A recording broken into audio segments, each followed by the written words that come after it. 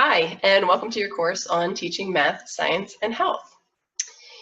So the theme of this course is connections. When connections are made across content areas, students are able to make deeper and more meaningful and lasting understandings.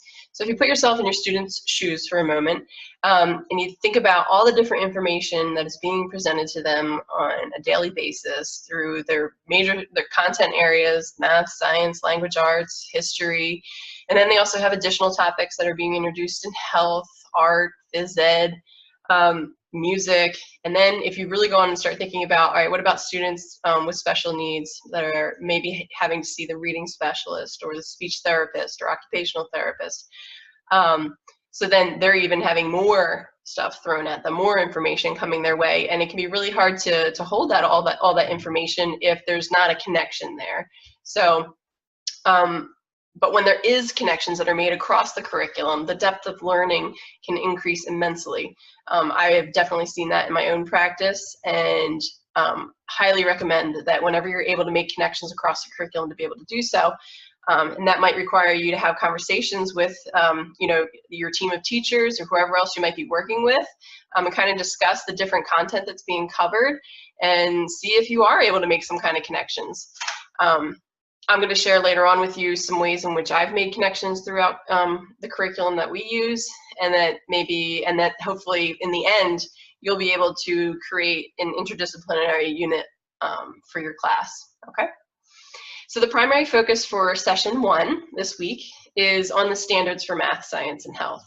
We're starting with the standards because no matter where you teach, you'll be expected to know the standards, and they are always required to be at the forefront of your lesson plans. A lot of schools that you go into, the expectation is that you have your standard that you're covering written up on the board for the day. It's noted in your lesson plans. If a principal were to come in to meet with you, they would expect you to be able to state what standards you are working on.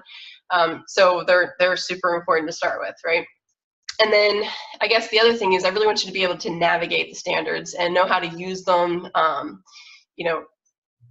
There's state standards, there's national standards, there are standards for different private schools, and there's some Catholic schools have their own standards. So, depending on what school you're in, you're going to want to definitely be familiar with whatever they intend on you using. But I am going to show you how to navigate the state and national standards and be able to go and pull resources for those. The secondary focus of session 1 is on instructional resources that support the standards. So we live in a digital age where access to information is at our fingertips. The use of open source materials has drastically increased over the last 5 years, so much so that the textbook publishing companies have had to rethink how they market their curriculums in order to stay current. There's a lot of sites now that offer, like I said, open resources. So like CK12 is a resource that I'll be sharing with you that have online textbooks for all grade levels, and it's all free. So you can imagine being the publishing companies and trying to keep up with everything. My own middle school classroom does not have textbooks. It's not to say we don't use textbooks. We have a variety of textbooks. We just don't have one assigned textbook. And reason being, especially in science and health, new understandings, new discoveries are constantly happening. So to purchase a textbook, you want to make sure that the information that you're providing your students with is going to be relevant. So you kind of limit that when you purchase just a textbook. But so we use textbooks, but we also use a variety of other resources, a lot of online articles and websites and all sorts of stuff for gathering information and deepening our understandings. So that's kind of what we're going to be focusing on here in session 1. So I'm hoping for you to explore the standards and the resources that I provided. We're going to make sure that you know where to find the standards for math, science, and health, and know how to make the best use of them. I'm going to demonstrate how to navigate the state standards and national standards, like I said. And then at the end of this session, I'm hoping that you'll do some more research, and you come up with your own resources that will be applicable for your own use in your classroom. So today, though, I'm going to focus on using the math resources that I had gathered for you. So I'm going to share my screen with you, and you'll see, you should have noticed in session 1 that there's a document called Math Resources. Let me see here, share screen. Okay. Here All right, so should be able to see my screen now. So in session 1, let's see, scroll back up here. So we have math resources here that's under session 1. So if you click on that and open it up, it gives you a whole listing here of different resources that I'm suggesting you to visit. The first one that I listed there is the PA Common Core Standards. That document we'll open up and take a look at. But so PA Common Core versus the National Common Core. Basically, there's the same thing. Pennsylvania, though, has a way of wanting to always make sure that they have their own say on some things. So they look a little bit different when you compare them. However, they really are the same thing. Pennsylvania tweaked some of the language to, I don't know, make it more Pennsylvania friendly or something. But just to say that they're PA Common Core standards rather than the National Common Core. But it's really all the same focus. So anyway, so when we look at the PA Common Core standards, bring that up. They also refer to them as the academic standards for mathematics.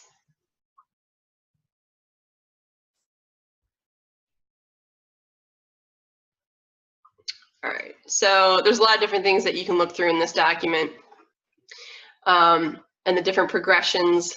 So they're kind of showing you this here. They break it down into numbers and operations, algebraic concepts, geometry, measurement data, and probability. And as you go through this, this is basically almost like a crosswalk where they'll show you, what's expected in pre-K, kindergarten, and then up through the grades. If it says intentionally left blank, then that's not anything that's being covered in that grade there. So there's a lot to look at on here. I think this is always nice to maybe have printed out just to have like a quick reference to. It's nice to maybe go through and highlight what's being covered, each marking period so that you can easily assess skills and kind of make yourself a checklist for that. So that's the one document. And then where you can find this document and a lot of the other ones is if you go to SAS.org, pdesas.org. This is really going to be your main resource for accessing the standards for Pennsylvania. Let that load.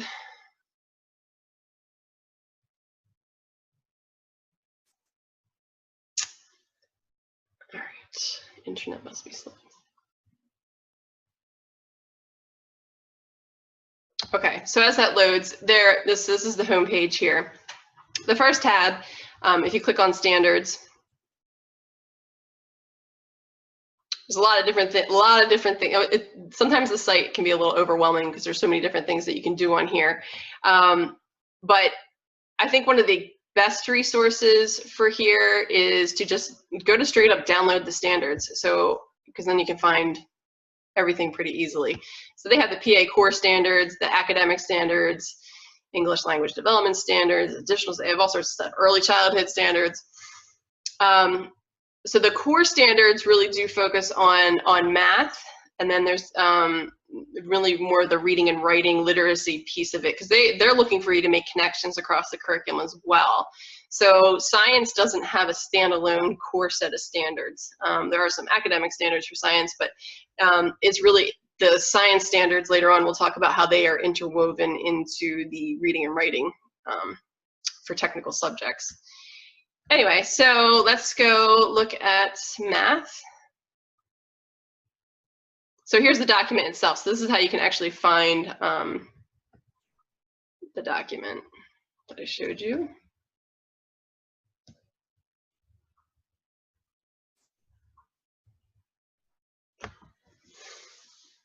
Bear with me while my computer's a little slow with loading today.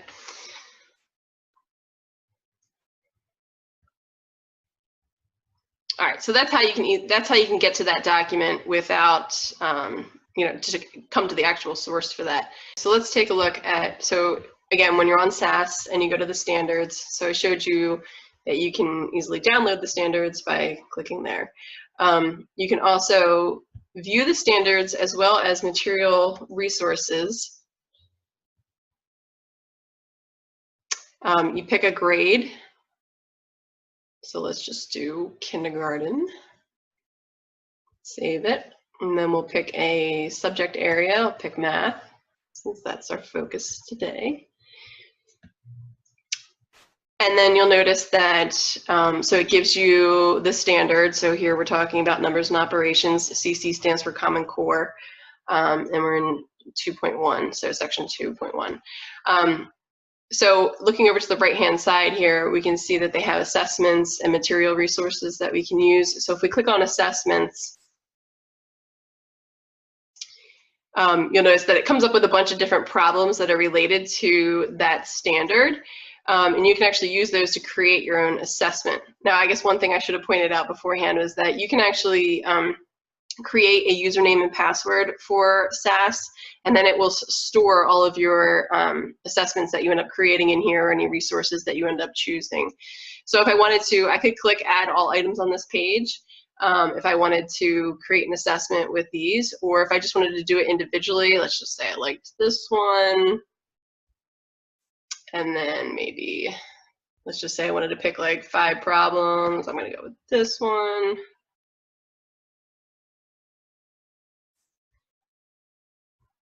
There's 3, I don't know, counting by tens, sure, why not? 4, we'll do one more. Okay, so let's say I picked 5 problems for the assessment there. I can click View My Assessment. So this would be the student version. You can print this out then and use it as an assessment tool for yourself. It gives you a teacher version of it, and then it also provides you with an answer key. So that's a nice little resource for, you know, coming up with problems that are tied into the standards. So if we go back to view the standards again, we'll choose our subject area, pick kindergarten again, go to math. All right, so now for the same thing. So for numbers and operations, if I pick on, choose materials and resources, you can see that it tells you the different type of resource. Actually have unit plans if you wanted them, the grade level that it's for. So there's a lot of different things that you can look through here to be able to use as materials or resources for creating your lessons and units. All right, let's go back to the standards. So the other thing, now math is definitely a state tested area, content area, so you should know about the PSSAs, which is our state assessment. So if you are teaching in grades 3 or up, that's something you're definitely going to want to be familiar with. And I'm pointing that out because right here, under the standards tab is one for downloading the PSSA and the PASA, P-A-S-A, anchors and eligible content. PASA just stands for, is for students with special needs that maybe need an alternative assessment. So this is great. This is helpful. If you go here, let's just say we're doing grade 3. Let's do grade 3 math, and you can look at the assessment anchors and eligible content. So this is a nice thing to refer to, so that you know what the PSSA tests are, how they're structured, as well as the type of problems that they're going to have on there. So let's just scroll down here. I'll give you the reporting categories. All right, so here's just an example of the anchor that they're talking about. Again, being able to use place value, understanding, and properties of operations to perform multi-digit arithmetic. So they talk about what the descriptor is. They talk about what the eligible content is. So those are the type of problems that you could see on the PSSAs and what they're expected to be able to do. And then the reference here refers back to the Common Core standards that we were looking at there. All right, so those are helpful. So anyway, so that's some stuff that you can look at for PSSA stuff.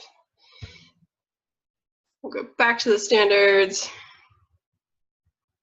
And then the one last thing that I'd point out on here is they also have a vertical viewer, which I think is pretty similar to if you just download the document of the standards where you're able to compare across grade levels.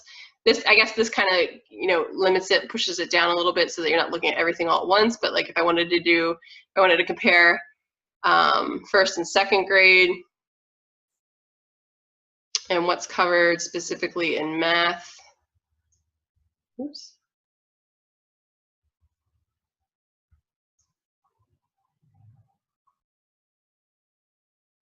All right, so let's just say we look at numbers and operations. So then it'll bring up a chart that you can look at to kind of see the progress of skills. So this is what they're supposed to know in kindergarten. This is what they do in first grade. This is what they do in second grade. And then you can continue to view the higher grades by clicking on the arrow there. We'll just keep on adding one. So you can kind of see the progression of skills through the grade levels. Okay. All right, let's go back to, we're done with that. Let's go back to our resources. Okay, so we talked about Common Core standards, where you can find them, the different resources that you can use on PDE SAS website. Okay, the Common Core standards, so I have this document here too that goes through the Common Core. They're very similar to Pennsylvania's core standards. The wording is just slightly different in some areas. But this document will show you, it goes through all the standards from kindergarten through high school.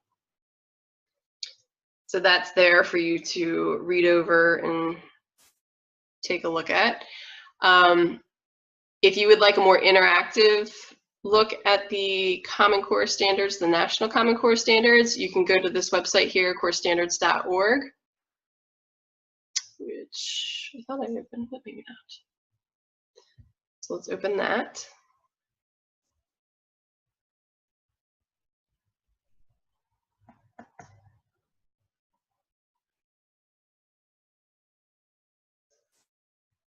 I'm sorry for my slow internet connection today. All right, here we go. So Common Core standards. So if you wanted there's always an argument about Common Core standards. So if you really wanted to learn more about myth versus fact, you can read that. But right now I'm going to show you, so you can explore the Common Core standards here. We can read the standards, and then they also provide resources. So if we want to look at the mathematics strands. All right, and then they list them by grade level here. So if we just wanted to look at grade 1, we can, again, go to operations and algebraic thinking, and it will list the standards that fall under this domain, and you can look at them that way. Okay. And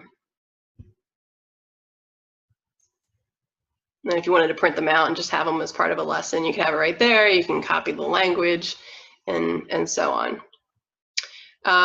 If we go back to the home page here, we can also click on resources. And they just list other resources that you can find more about Common Core. Here's key shifts in mathematics, kind of explains the difference between the previous standards and the Common Core standards. So anyway, so that's there too. All right, so that's how you access the standards. One thing that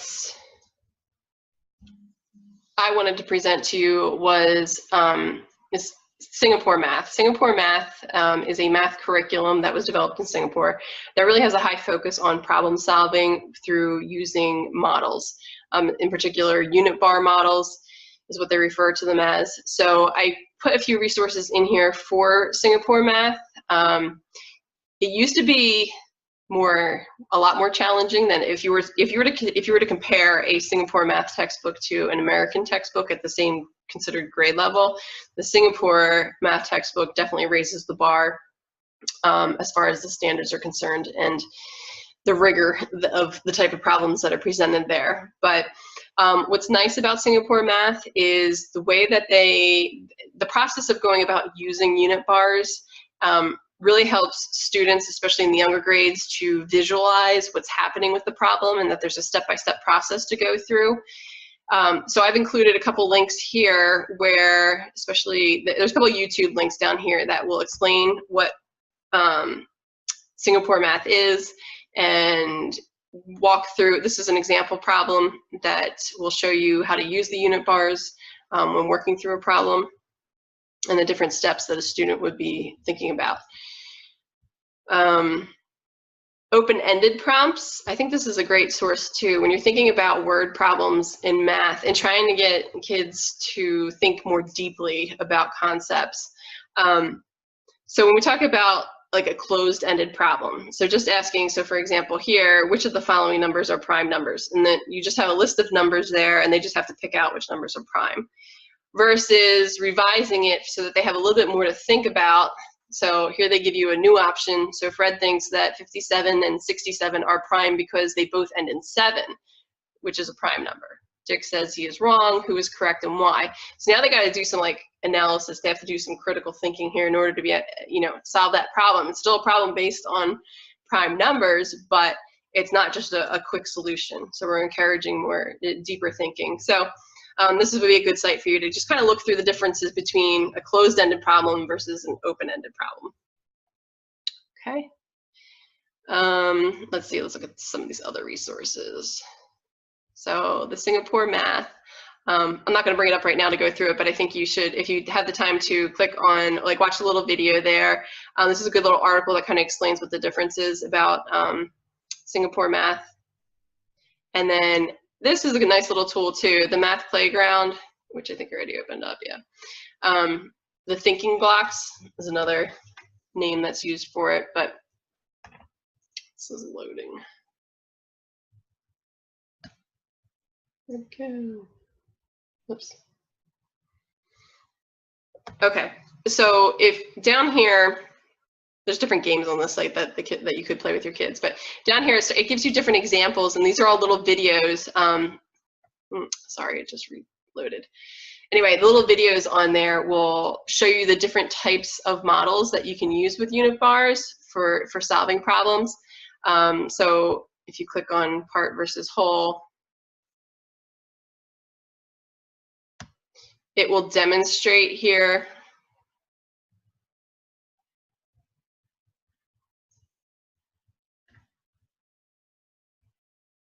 So there's a video here that you can watch, but it will demonstrate, how to use the unit bars in the type of problem that is a part-whole problem, which they'll explain.